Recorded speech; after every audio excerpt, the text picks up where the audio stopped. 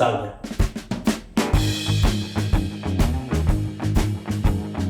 Amici, bentornati al garage della Bassa, anzi nella cucina della Bassa in questo caso. Faccio questo video in una location un po' insolita perché il laboratorio che sta di là è assolutamente in pessime condizioni, non potrei girare un video del genere, e anche perché buona parte di questo video verrà girata appena fuori da casa mia, dato che parleremo di verniciatura. Ci sarà un piccolo cambio di programma perché, come vi avevo promesso in qualche video fa, vi volevo mostrare come verniciare con questo gradiente di colore bellissimo una carrozzeria in plastica come quella che vedete. Però, mentre eravamo a Rimini in vacanza, in un negozio ho trovato questa. Questa è una vernice blu fluo, ma non fluo solo nel senso che il colore è fluo tipo evidenziatore, ma proprio che promette di essere una vernice fluorescente che quindi si illumina al buio. Questa cosa io assolutamente non l'avevo mai vista e quindi ho pensato, siccome non ho la più pallida idea se funzionerà o no, vediamo insieme se va. Quindi tanto i passaggi della verniciatura all'inizio saranno più o meno sempre gli stessi e semplicemente, anziché farvi vedere il gradiente di colore, proveremo a verniciarla con questa e a fine video vedremo il risultato.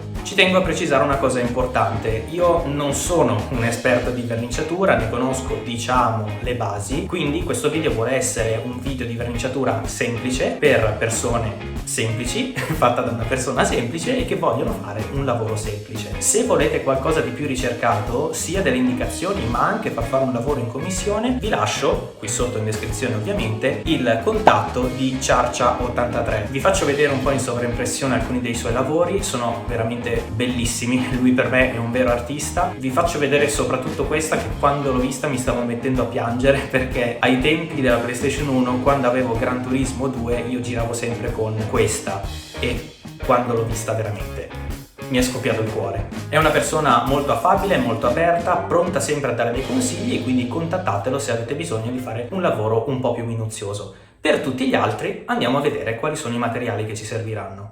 Prima cosa di cui avremo bisogno, ovviamente, una carrozzeria. In questo caso ne ho presa una di quelle che chiaramente non userò mai, anche perché si tratta di un esperimento, quindi metti che va male, almeno non ci ho perso niente. Una spugna abrasiva. In realtà potete prendere tranquillamente anche della carta abrasiva, della carta vetrata, però a me piace usare questa spugna abrasiva intanto perché è molto fine, quindi non va ad aggredire troppo la superficie, non va a fare i solchi, e poi anche perché, come vedete, si adatta molto bene alle forme della carrozzeria, quindi riesce ad andare a grattare anche in alcuni punti che sono molto difficili da raggiungere con la carta vetrata. Terza cosa che ci servirà, un pennellino, pennello a setole morbide ovviamente. In questo caso uso un pennello da barba anche perché, come vedete, tanto non mi serve più, quindi lo uso per pulire le linee. Primer acrilico, una vernice bianca opaca, sempre acrilica, ovviamente la vernice che darà il colore a tutto questo, quindi nel caso di questo video la vernice fluorescente, un guanto per evitare di sporcarsi nel momento in cui useremo le bombolette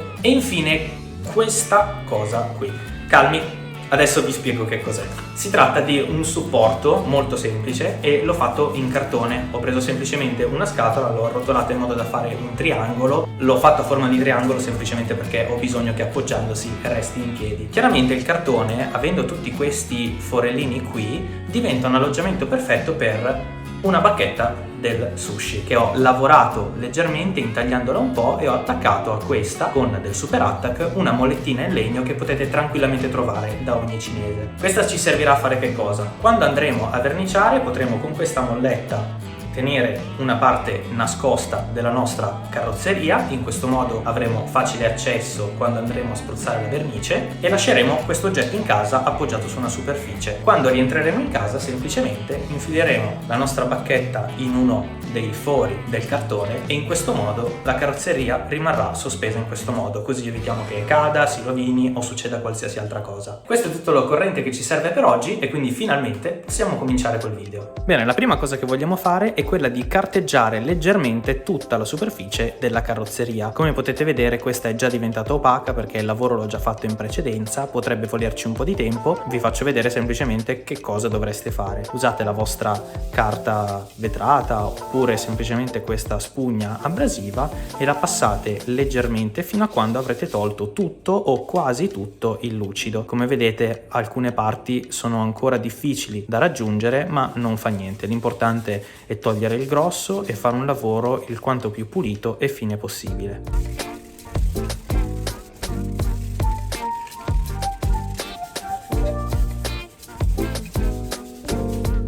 Ora che tutta la superficie è ben levigata e ben opaca, possiamo passare al lavaggio. È molto importante questo passaggio perché tutte le impurità e tutta la polvere deve essere rimossa completamente. Prima la laveremo con semplicemente un po' di acqua e sgrassatore, utilizzeremo il pennellino per arrivare nei punti più difficili e poi dopo l'asciugheremo con il phon.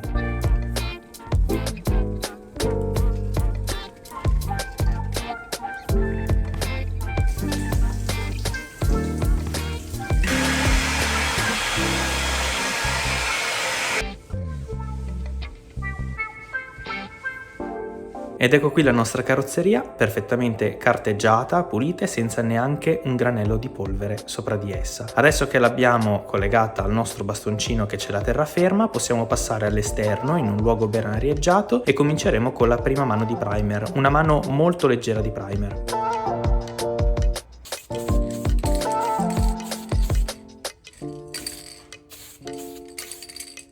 Prima mano di primer fatta, come vedete si tratta di un primer trasparente, aspettiamo che asciughi e poi passeremo alla prima mano di bianco. Chiaramente se verniciate una mini in estate potrebbe asciugarsi in molto meno tempo, mentre se invece è inverno, come me in pieno gennaio, potete anche posizionarla sopra un termosifone acceso. L'importante è che non sia troppo vicina al termosifone perché altrimenti potrebbe far asciugare in maniera non uniforme la vernice, ma in questo caso, grazie appunto a questo sistema che ho costruito, la carrozzeria si trova comunque lontana dalla fonte di calore e quindi aiuta ad asciugare in maniera più lenta e più uniforme. Ok, sono passate circa 3 ore, come vi ho detto la mano di primer era veramente molto leggera e infatti si è già completamente asciugato. Quindi adesso torneremo fuori e daremo una mano di bianco opaco. Questa mano sarà molto più consistente rispetto a quella che abbiamo dato prima perché questo sarà il nostro colore di fondo, il bianco che aiuterà a far risaltare il colore blu che abbiamo scelto per la nostra carrozzeria.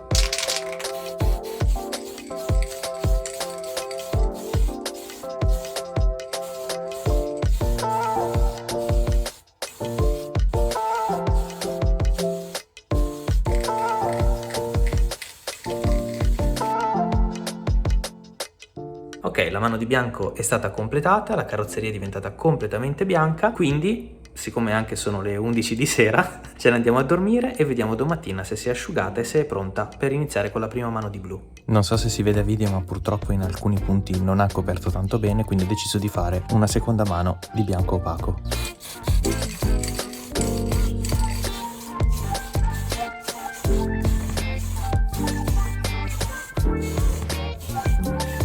Ok, seconda mano di bianco fatta, quindi la lasciamo riposare fino a stasera che si secca per bene e poi cominciamo con la prima mano di blu fluorescente. Ok, la vernice asciutta, quindi possiamo passare alla prima mano di vernice fluorescente.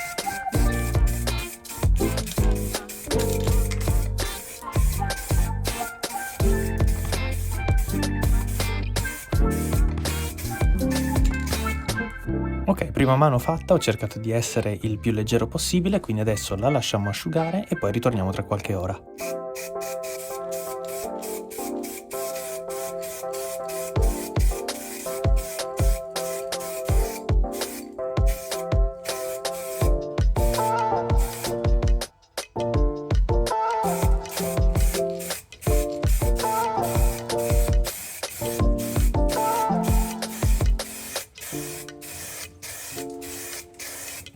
Ultima mano di blu completata, adesso aspettiamo che si asciughi e poi passeremo alla mano di trasparente lucido.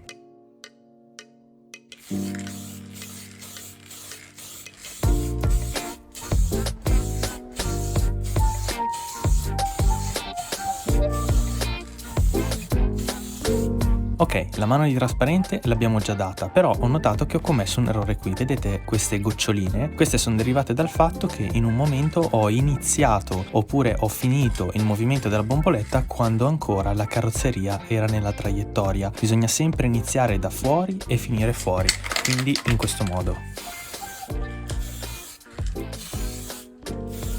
Mai finire o iniziare direttamente in direzione della carrozzeria perché altrimenti qualche spruzzo che fuoriesce male dalla valvola della bomboletta può creare questo problema. A me fortunatamente di questa carrozzeria non importa un granché, però voi evitatelo perché rischiate di perdere la vostra carrozzeria. E quindi amici, finalmente dopo giorni interminabili di riprese Eccola qua, quindi è il momento della verità, si illuminerà davvero al buio oppure no? Spegnerò completamente la luce, metterò la carrozzeria lì dentro per 60 secondi e una volta che quel fornetto si sarà spento avremo finalmente la verità. Secondo voi avrà funzionato oppure no?